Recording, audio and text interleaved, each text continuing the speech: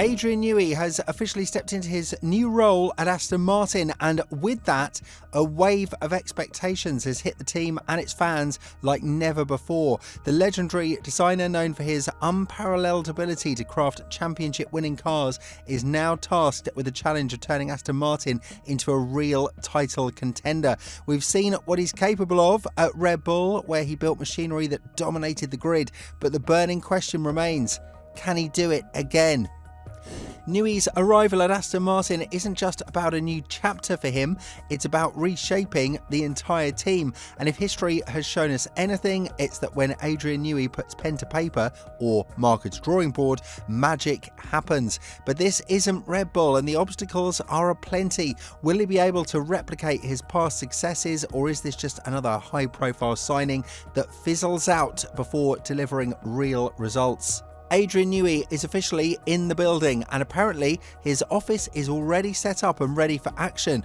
Aston Martin CEO and newly appointed team principal Andy Cowell confirmed during winter testing in Bahrain that everything is in place for Newey to settle in.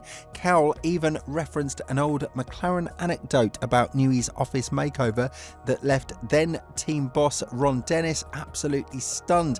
Well, at Aston Martin, the office decor isn't going to be the talking point. What matters, of course, is the work that's about to take place inside it. Cowell confirmed the drawing board is there, and that's all Newey needs to start reshaping the team's future. When Red Bull finally announced on May 1st, 2024 that Newey would be leaving after securing 6 Constructors' Championships and 8 Drivers' Championships, the F1 world braced itself for his next move. Then on September 10, Aston Martin made it official: Newey was joining their ranks. But things have changed since that announcement. Cowell has taken on a dual role as team principal and CEO, while Dan Fallows, who previously worked under Newey at Red Bull, was quietly moved into another role within Aston Martin. This created space for a fresh technical leadership duo: Enrico Cardile, formerly of Ferrari, and Newey. Cardile has been named Chief Technical Officer, overseeing the architecture, design and build of the cars. Meanwhile, Newey steps in as Managing Technical Partner, a title that carries weight but also signals that he won't be in the trenches day to day like a traditional technical director. He's also become a co-shareholder in the team, which means he's in this for the long haul. If this setup sounds familiar, that's because it mirrors how Newey operated at Red Bull. There, he worked alongside Pierre Wash, who handled daily operations, while Newey focused on big picture innovations. Wash once explained that Newey was never in the weeds with the technical team, but instead challenged them from the sidelines, constantly pushing them to think outside the box. The big question, however, is when Cardile will actually start. While Ferrari confirmed his departure in July 2024, they never specified the length of his gardening leave, and when Cowell was asked directly about it in Bahrain, he dodged the question. Not once, not twice, but 3 times. Clearly, Aston Martin either doesn't want to or simply can't disclose his arrival date just yet. With the technical structure sorted, or at least partially, what exactly is Newey here to do? Well, Aston Martin was quick to temper expectations, stating that his input on the 2025 car would be minimal since its development is already too far along. However, his real influence will be felt in 2026 when the new F1 regulations come into play. That's where Aston Martin and owner Lawrence Stroll have placed all their hopes, with Honda becoming their engine supplier, effectively making them a factory team. Everything is lining up for a major push in 2026, and that's where Newey's expertise will be crucial. Everybody's super excited to work with Adrian. His record speaks for itself, said Cowell. We're looking forward to welcoming him on site, introducing him to the key technical players, and then getting stuck into creating the 2026 car while also improving the 2025 one.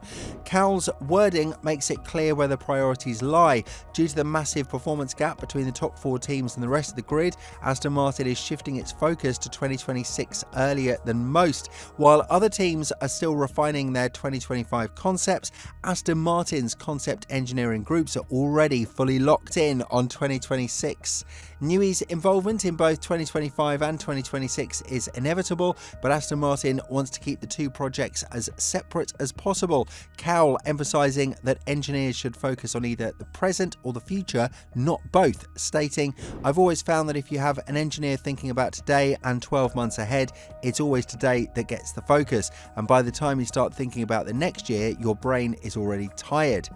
That's a critical distinction because Aston Martin is still a growing team. Yes, they've got a brand new factory, top tier facilities, and now one of the best designers in F1 history, but they're still learning how to integrate all these elements into a championship winning operation. For all the excitement around Newey's arrival, one undeniable truth remains. Aston Martin is facing one of the biggest transitions in F1 history. Moving from being a Mercedes customer team to a full-fledged works team with Honda comes with a steep learning curve. On top of that, they'll now be responsible for their own transmission, rear wishbones, and other components that were previously outsourced. We're transitioning from being a customer team with Mercedes to a works team with Honda, Cowell explained. Besides that, we will be creating our own transmission, rear wishbones, and so on. So it is a step up for us. It's a challenging job list in front of us over the next 12 months. And that's exactly where Newey's expertise becomes invaluable. The aerodynamics and mechanics of the 2026 car will need to be developed in perfect harmony with Honda's new power unit. And Newey has a history of excelling in such situations. With Newey now officially at Aston Martin, the stakes couldn't be higher. Expectations are through the roof and the pressure to deliver is immense. Will he craft yet another masterpiece, or will the challenges of transitioning to a factory team prove too steep? Here's the real question though that nobody seems to be asking. If Adrian Newey does pull off another masterpiece, who's actually going to drive it? Because let's be honest, a brilliant car is only as good as the hands controlling it, and right now Aston Martin's options aren't exactly screaming future world champion. On one side you have Fernando Alonso, a two-time champion, a certified legend, and one of the most cunning drivers on the grid, but time waits for no one, and while Alonso's racecraft is still razor sharp, physics and age will eventually catch up. How much longer can he keep defying it? And then of course there's Lance Stroll, the son of team owner Lawrence Stroll. While he has had his flashes of brilliance, the brutal truth is that he's never quite lived up to expectations. And in a grid that's only getting tougher, Aston Martin needs more than just flashes. They need consistency, talent, and the kind of ruthless hunger that turns a fast car into a title-winning machine.